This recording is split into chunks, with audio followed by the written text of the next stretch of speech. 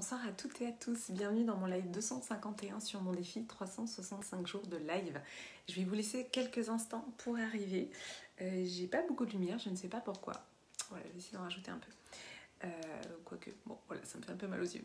Donc j'espère que vous avez passé une bonne journée. Je sors pour ma part du deuxième live de Healing Injustice. Et j'avais envie de vous partager mes réflexions sur les sujets un des sujets qui me passionne, vous le savez, ce sont les blessures émotionnelles. Donc quand vous êtes là, si vous êtes là, vous pouvez me faire un petit coucou dans les commentaires. Si c'est la première fois que vous voyez un de mes lives, vous pouvez me mettre le hashtag The Positive Place, puisque je suis Clémence Martin, la fondatrice de The Positive Place. Alors, ce soir, j'avais envie de vous parler en effet du lien en fait entre les blessures émotionnelles et ce qu'on appelle les blessures sociales. Parce qu'en fait, la plupart de nos blessures émotionnelles sont liées à ce que j'appelle des blessures sociales, c'est-à-dire elles sont liées à notre organisation et on va dire aux différents biais de notre structuration sociale. Et l'autre chose à noter, c'est qu'on a en fait quasiment tous et toutes des blessures parce que finalement, quand on est enfant, on va vivre « Coucou Maud !» Ah, génial. Super Maud. Voilà, et écoute, ce live tombe à pic. Donc, ce que je voulais vous dire, je retrouve mes petits, voilà, c'est qu'en fait, donc, notre structuration sociale crée des blessures émotionnelles. Donc, c'est une blessure émotionnelle, mais qui en fait a une origine sociale. Donc, je vais vous donner un exemple.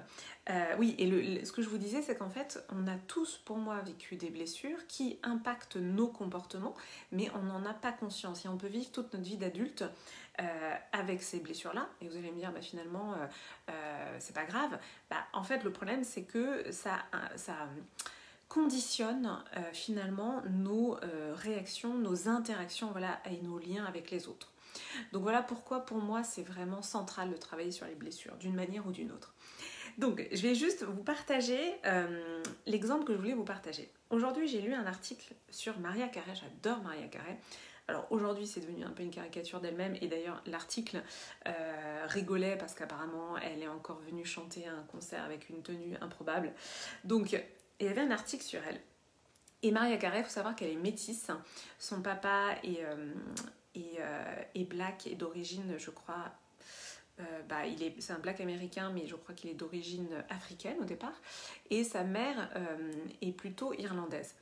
Et en fait, ce qui s'est passé, c'est que la famille de sa mère irlandaise a totalement rejeté l'union qu'elle a formée avec cet homme de couleur. Donc c'était clairement un rejet d'ordre raciste. Et en fait, ça a été compliqué pour Mariah Carey qui a été très peu soutenue. La famille de sa maman était très peu présente. Donc là, on a la blessure du rejet. Plus pour Mariah Carey, le fait de se sentir abandonnée, donc blessure d'abandon. Et quelle est l'origine de cette blessure ? Quand je dis que c'est une blessure sociale, le racisme, c'est un problème social qui, entre guillemets, a été inventé parce que les enfants, entre eux, ne sont pas racistes.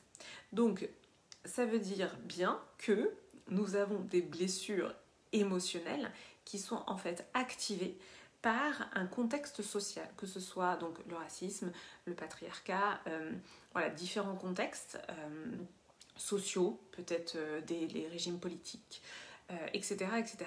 Donc, pour moi, en fait, quand on croise toutes les possibilités de blessures, des blessures qui vont être familiales, des blessures transgénérationnelles, des blessures d'origine sociale, pour moi, il y a un maillage tellement serré que c'est presque impossible de passer entre les mailles du filet. Ça ne veut pas dire pour autant que c'est une condamnation de au secours, notre vie est horrible, on a plein de blessures. Non, ça veut juste dire, en tout cas, voilà, moi mon message, c'est que de me libérer de mes blessures émotionnelles, ça m'a tellement apporté que évidemment, ça fait partie de mes missions que de vous le partager. Ouais, on est tous des blessés, exactement Valérie, c'est exactement ça. Donc après, l'idée c'est de pas non plus tourner en boucle sur presque plus de batterie, mais ça devrait le faire. Donc le but c'est pas de tourner en boucle sur nos blessures, mais c'est plutôt de comprendre ce que nos blessures vont induire comme comportement. Et en fait, à chaque blessure, il y a un comportement qui va en être, qui va s'activer. Donc c'est juste d'avoir conscience de ça pour pouvoir aussi ne pas subir. Moi, dans toute ma démarche, ça a toujours été de me dire je ne veux pas subir, en fait. C'est toujours ça, l'histoire. Je veux reprendre mon pouvoir personnel, je ne veux pas subir, donc j'agis sur mes blessures. Donc c'est vraiment ça pour moi le point de départ de tout mon cheminement, de tout mon parcours. Voilà, donc j'avais envie d'amener une subtilité dont j'avais jamais encore parlé, c'est la dimension de blessure sociale. Dites-moi ce que vous en pensez, dites-moi si ça vous parle. Donc, je recherche dans ma tête. Oui, c'est ça. Donc, vous avez jusqu'à mercredi soir pour rejoindre Intimacy devient la femme de ta vie, avec le bonus numéro 2, qui est un healing de votre choix. Le healing étant mon programme de guérison des blessures émotionnelles. Et je recherche dans ma tête aussi parce qu'il est tard. Voilà, donc dans Healing, il y a 5 blessures au choix. Donc vous pouvez choisir le healing de votre choix et c'est offert justement pour vous libérer de vos blessures émotionnelles. Bon, je crois qu'il est tard et qu'il faut que j'aille me coucher. Donc merci d'avoir été là ce soir. Merci Valérie, merci Maud, merci toutes celles et ceux qui sont là mais que je ne vois pas.